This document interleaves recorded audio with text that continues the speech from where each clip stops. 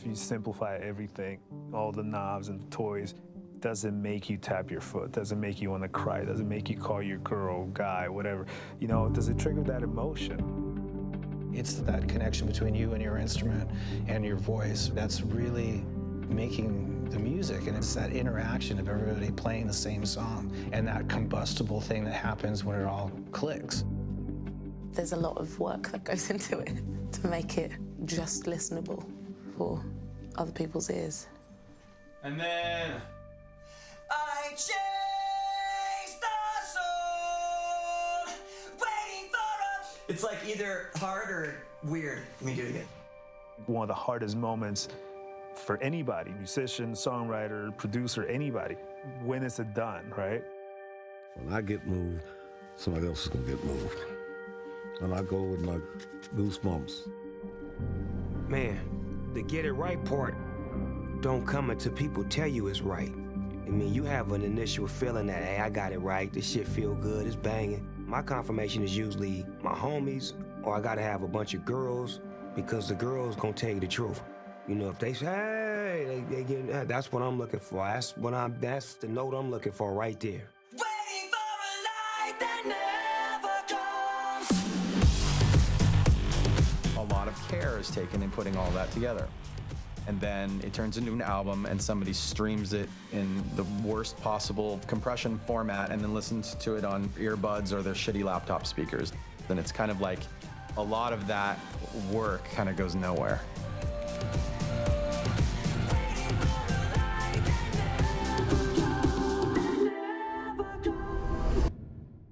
Music is art, right? And recorded music is just a way of capturing the art so you can listen later or listen elsewhere.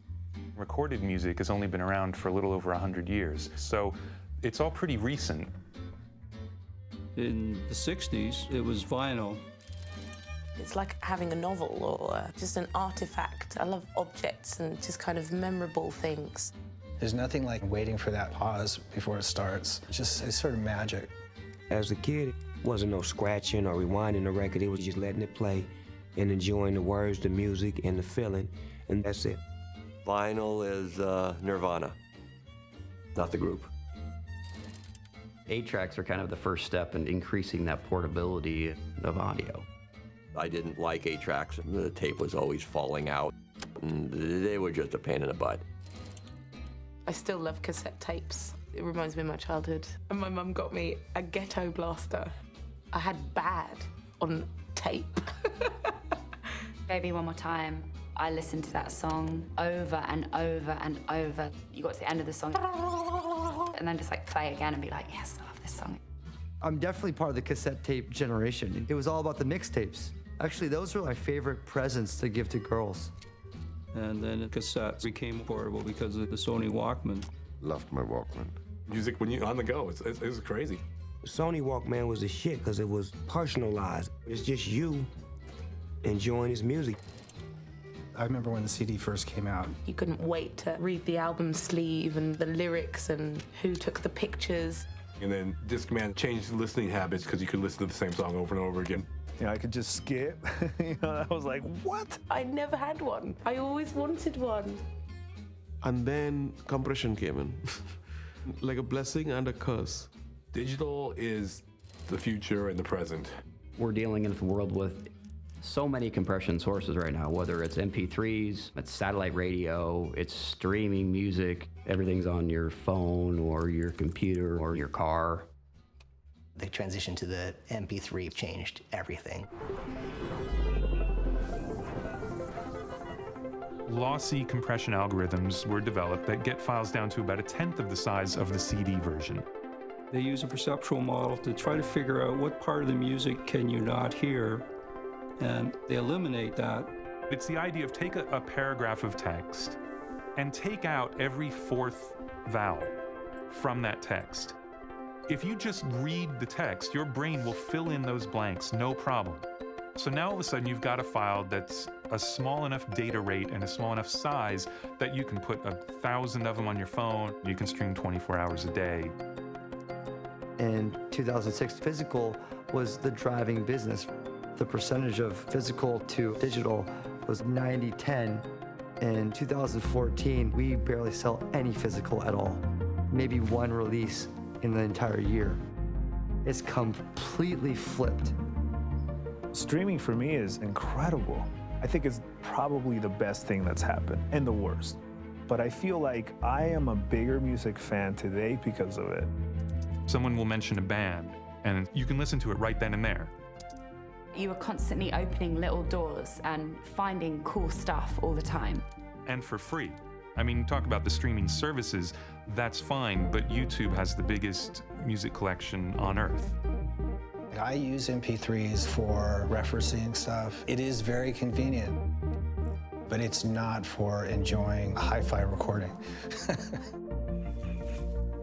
When MP3s first came, people thought, okay, this is just the introduction. This is just what we're going to do for now. And then technology is going to improve the codec and it's going to sound better. However, we kind of got stuck there. MP3, dangerous. Because it's not what is faithful to the original recording. Portions of the original signal just aren't there anymore. If you really go into the nuances and the detail of the music, some of the things are missing. Compression does take the emotion and the life out of music. They watering it down and they diluting it and they making it sound thinner. It's getting rid of high frequency information, which really creates that clear vocal or guitar. Whenever I called you, I couldn't say it was only yesterday, but yesterday so far away. What's ETA? It takes away the transients, drums, cymbals, claps, beats, pops, clicks.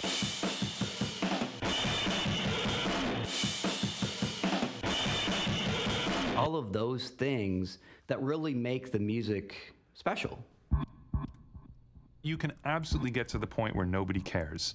Like, you play that back, really crappy speakers with a bad source file, and it will completely change your perception and your ability to connect, and it just doesn't make sense anymore.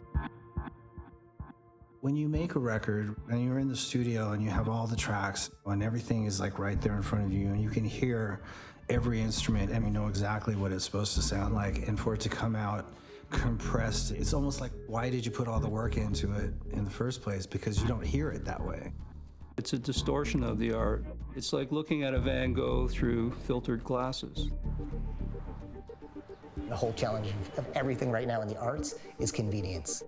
What we've learned in the last 10 years is people will sacrifice anything for convenience. I started cataloging what all of the different music services were using for their file types. And it was only about the size of the catalog and the ease of delivery. They are in a content delivery business, and the content just happens to be music. And if people want to just subscribe to kittens instead of music, that's it. They will start delivering nothing but kittens. Convenience equals more sales, and then more sales equals shittier quality control. Stuff gets marketed in such a way that people get confused. You just get shiny lights and colorful logos and stuff that looks really cool hanging around your neck. It's more of a fashion statement than it is actually a good quality audio product. It's pretty laughable. And so what you're doing is you're taking the worst possible representation of the music and listening to it through the worst possible equipment. We're content. We live in a world where if you're content with it, hey, if it is better, so what? I like Denny's, you like what? Olive Garden. They say Olive Garden is the Italian Denny's. Not to me. It's the shit. I love it. Yeah, you can fill your stomach with it. But we're not talking about filling your stomach, we're talking about filling your soul. With TV, as soon as there was any technology that would make it look better, everybody wanted it because they could see it, they believed it. Whereas with music, there was all the functionality that people wanted. No one ever said that they were giving up audio quality. They pretended that it was just as good because that's what they were selling. And they basically hid the fact that it sounded like crap. I would say most people don't actually know that they're missing out. That's the cold thing, is that nobody knows and nobody cares. Their ears are tuned to whatever we have. This is all we have. Doing the listening rooms, one thing we were noticing is, I called it the head bob test, but you start streaming a lower bitrate MP3, and all the people who like the song will start bobbing their heads, and they'll get into it. Then you go back and play the high-res version of it, and usually 4 times as many people will move their heads. 4 times as many. It's not like there's one dude who likes this more.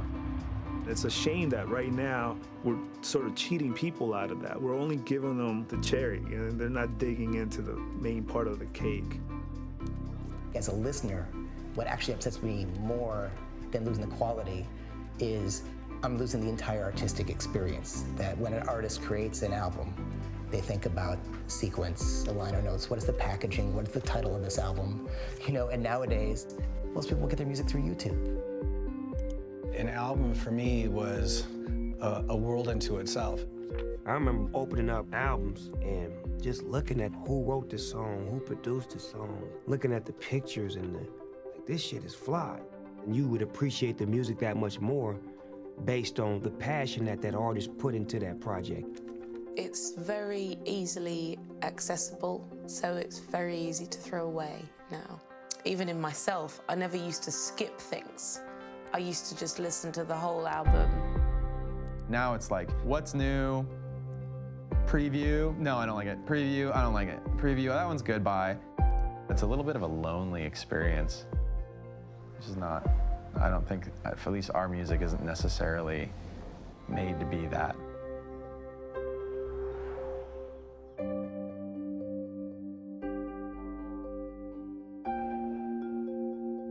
Music is and always will be the biggest source of entertainment and communication for people.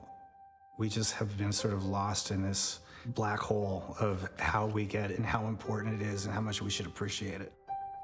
I don't want my name associated with low quality things, so if I was in control, I would want everything to be the highest quality possible. I don't understand why it isn't, really. Why isn't it? Who's got the answer to that? We are on a path with the technology. We can't get off that path. So we have to invent a new way to get music to people. It has to be artist-driven. It's our job to think in an original way and come up with the answers. Artists not just as musicians, but I mean artists, scientists, artists as builders of great equipment. I'm driven by the emotional experience that music creates in people. We've got huge libraries of music out there that contain compressed media, and there's technologies that can help address that issue. Let's make stuff sound better. Let's bring back the quality, not just in one dimension, in all dimensions.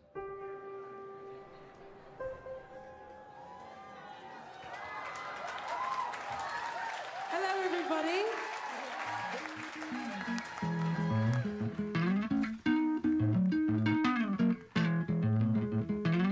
Found myself in a second. I found myself in a second-hand guitar. Never thought it would happen. The thing about technology is it's moving forward. It's always going to be moving forward. Some stuff is positive, some stuff is negative. Music is part of your body, it's part of your system. So music isn't going anywhere. It's part of what makes us tick. It's your love.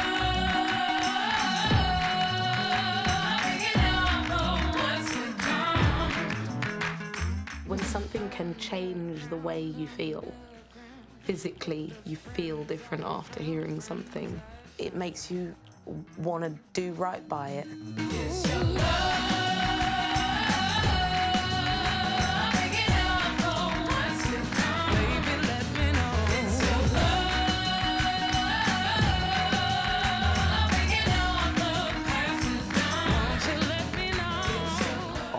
Feel the same way. When we have a great record, we want the whole world to hear it.